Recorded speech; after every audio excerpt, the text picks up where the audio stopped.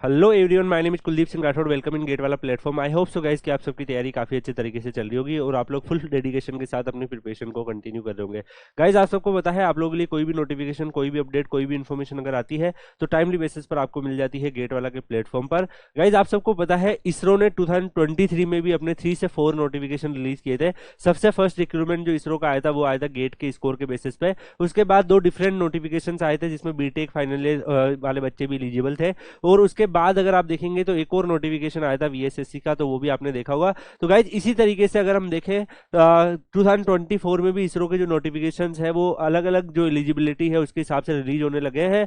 कई सारे नोटिफिकेशन अगर आगे भी देखेंगे तो 1-2 नोटिफिकेशन और भी आएंगे जिसमें बीटेक फाइनल ईयर के स्टूडेंट्स और ये सब भी एलिजिबल होंगे। आज का नोटिफिकेशन के बारे में अगर हम देखें गाइज, तो आज का नोटिफिकेशन आया है इसरो के अंदर एनआरएससी जो है डिपार्टमेंट, इसमें government of India department of space में नेशनल रिमोट सेंसिंग सेंटर जो एनआरएससी है बालानगर हैदराबाद, उसमें ये रिक्रूटमेंट हो रही है। यहाँ पर अगर आप देखेंगे national remote sensing centre NRSC जो है वो प्राइमरी सेंटर है इसरो का ही।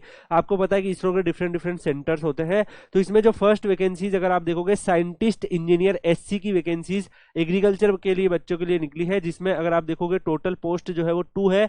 और यहाँ पे एमई एमटेक अगर आपने remote sensing and GIS geo informatic और equivalent with BSc in agriculture कर रखी है 4 ईयर से, तो आप यहाँ पे एलिजिबल होते हो। यहाँ पे साइंटिस्ट इंजीनियर एससी की वैकेंसी देखोगे तो ये फॉरेस्ट्री और इकोलॉजी के लिए है। यहाँ पर 4 वैकेंसीज है। एमएससी अगर आपने बोटनी फॉरेस्ट्री और इक्विवेलेंट विद बीएससी अगर आपने बोटनी फॉरेस्ट्री और इकोलॉजी से कर रखी है तो आप इस फॉर्म को फिल कर सकते हो।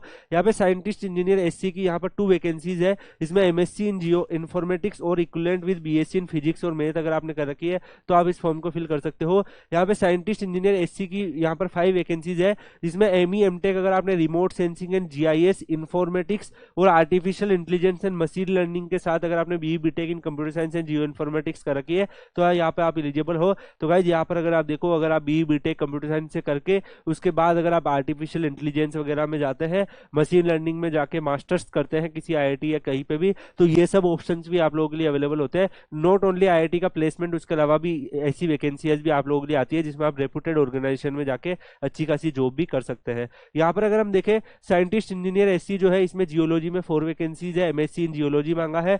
ऐसे ही अगर आप यहाँ पर देखेंगे scientist engineer SC geophysics है, इसमें MSc MTech in geophysics मांगा है। इसके अलावा अगर आप साइंटिस्ट इंजीनियर एससी देखोगे तो 4 वैकेंसीज यहाँ पर एमएससी इन सोइल साइंस मांगा है, एग्रीकल्चर केमिस्ट्री और इक्विवेलेंट से कर रखा है। तो साइंटिस्ट इंजीनियर एससी में 3 वैकेंसीज है। MTech in urban planning and regional planning और equivalent BTech in planning and BR का अगर आप कर रखा है तो आप इस फॉर्म को फिल कर सकते हो।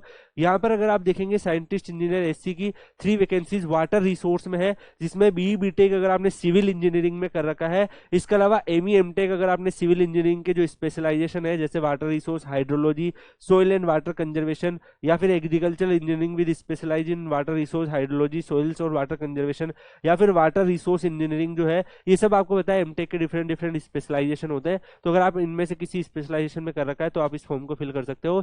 साइंटिस्ट इंजीनियर एससी की यहाँ पर वाटर रिसोर्स की वैकेंसीज है 1, और ये भी सेम इन्होंने क्वालिफिकेशन रखे है, बीटेक सिविल इंजीनियरिंग यहाँ पर एग्रीकल्चर इंजीनियरिंग मांगा है।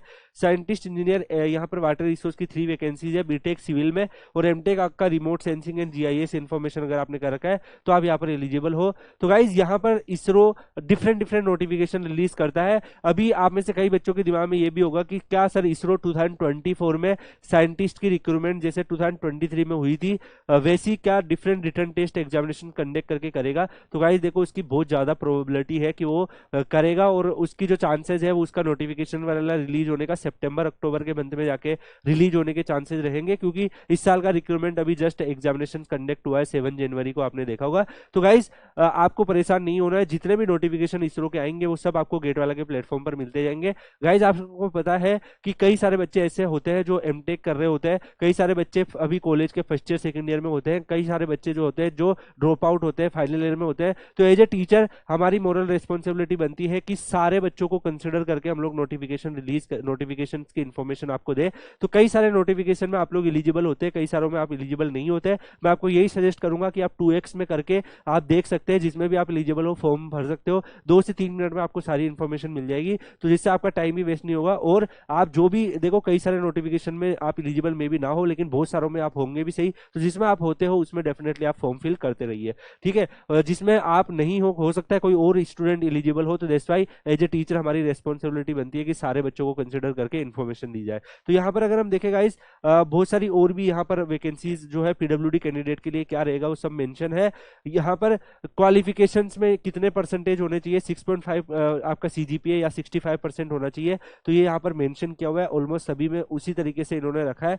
इसके अलावा इसेंशियल क्वालिफिकेशन में अगर आप यहाँ पर अगर आप देखेंगे तो इन्होंने जो नेचर ऑफ जॉब है वो भी मेंशन कर रखी है कि आपका इस पर्टिकुलर डोमेन में वर्क क्या रहेगा। तो ये जो पीडीएफ है ये मैं आपको Kuldeep sir underscore PW Telegram channel पर डाल दूंगा, वहां से आप जिस भी पोस्ट के लिए अप्लाई करो उसमें कौन सा आपका वर्क कल्चर रहेगा, किस पर्टिकुलर डोमेन में आप काम कर रहे होंगे, तो वो आप यहाँ से डेफिनेटली रीड कर सकते हैं। उसके बाद गाइज अगर हम आगे देखें तो यहाँ पर सैलरी जो स्ट्रक्चर्स आपका रहेगा, साइंटिस्ट इंजीनियर एससी की पोस्ट के लेवल 10 का पे मैट्रिक्स रहने वाला है 56,100 से लेके 1,77,500 के आसपास रहेगा।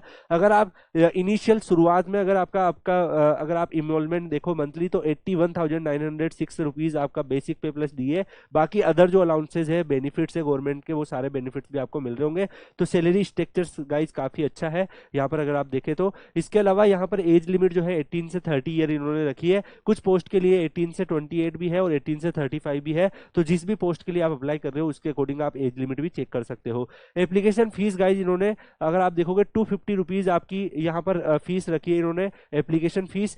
प्लस अगर आप देखोगे इनिशियली ऑल कैंडिडेट जो है यूनिफॉर्मली उनको 750 रुपीज जो है वो पे करने हैं प्रोसेसिंग फीस में। प्रोसेसिंग फीस रिफंडेड हो जाएगी जिन लोगों ने एग्जामिनेशन को अटेंड किया है, तो वो भी यहाँ पर इन्होंने फैसिलिटी अवेलेबल करवाई है। यहाँ पर अगर आप देखेंगे internet banking, unified payment interface, debit card, इन सब से आप अपना पेमेंट कर सकते हैं।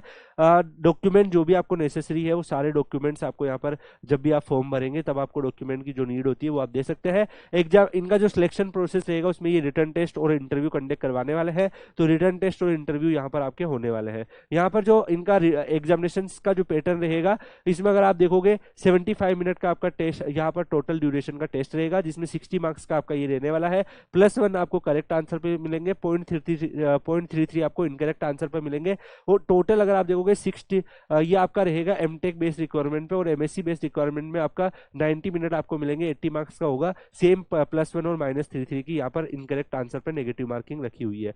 इसी तरीके से अगर आप देखोगे एमसीक्यू क्वेश्चन भी यहाँ पर इन्होंने 60 यहाँ पर रखे हुए हैं, और ऐसे ही यहाँ पर आपके जो एमसीक्यू क्वेश्चन होंगे वो 80 रहेंगे। ये आपका पार्ट ए होगा। इसके बाद पार्ट बी में एप्टीट्यूड और एबिलिटी टेस्ट होने वाला है जो 20 मार्क्स का आपका होगा। एमसीक्यू क्वेश्चन इसमें होंगे, 15 मिनट आपको यहाँ पर मिलेंगे।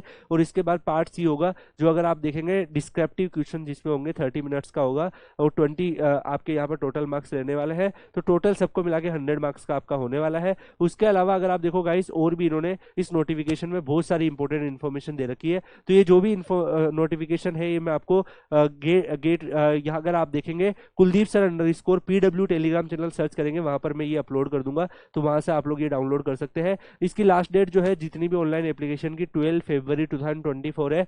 तो अभी इस फॉर्म को भर देना, ओके। उस टाइम कई सारे बच्चे हो सकता है वैलेंटाइन डे वगैरह में बिजी हो तो लास्ट में भूल जाओ फॉर्म भरना, तो अभी भर देना जो भी बच्चे इस फॉर्म को भरना चाहते हैं। और बाकी गाइस इस एग्जामिनेशन की इसरो के और भी फ्यूचर में रिक्रूटमेंट होने के चांसेस रहेंगे। तो डेफिनेटली कई सारे रिक्वायरमेंट बीटेक के फाइनल ईयर स्टूडेंट्स को भी एलिजिबिलिटी देते हैं। तो जैसे ही वो नोटिफिकेशंस आएंगे उन सब की इन्फॉर्मेशन आपको गेट वाला के प्लेटफॉर्म पर मिल जाएगी। बाकी आप लोग Kuldeep sir underscore PW Telegram channel join करके रखिए, वहां पर भी आपको डेफिनेटली काफी सारी इन्फॉर्मेशन जो है वहां पर भी आपको मिल जाएगी। इसी के साथ हम इस वीडियो को यही एंड करते हैं, मिलते हैं नेक्स्ट वीडियो में। तब तक के लिए goodbye, thank you so much, take care.